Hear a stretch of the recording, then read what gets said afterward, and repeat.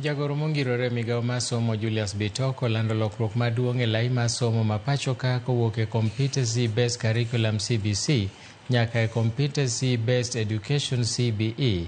Koloso e kinde nyasi mar goyo erokamano Baringo High School, Bitoko wacho ni lai mar somo mar CBE ema ber moloyo e piny mangima, kowacho nomiyo jopuonjre thuolo mar somo gima gihero ma ok ochungi gi somo gima ok gidwar.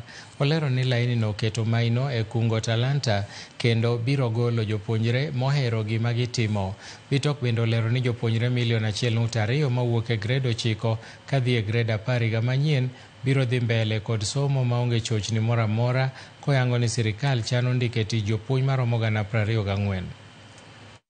Huko Nairobi na 1000 stakeholders tukasema imefika time ya kurebrand mambo ya CBC ikuwe CBE. Kwa nini tumesema ikuwe CBE? Ni kwa sababu sasa tuongelee curriculum. Tunaongelea curriculum, tunaongelea assessment, tunaongelea labs, tunaongelea classrooms, tunaongelea walimu, tunaongelea kila kitu, na kila kitu ndio inaitwa sasa competence based education system. Tumetoka mambo ya CBC peke yake, mambo ya curriculum peke yake. Tumesonga sasa tuko CBE. Na hii CBE is the best system in the world. It is the best system in the world. Si ati nimekosea, mimi ni professor. Mimi naelewa hii mambo ya elimu vizuri. Why?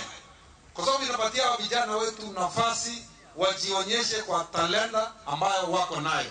Inawapatia nafasi waweze kupractice the thing they know. Kama wanajua vitu ya sciences, wanaenda sciences. Kama wanajua sports, wanaenda sports. It is about talent. It's about what you are good in. Sio kulazimishwa kufanya vitu ambayo upendi.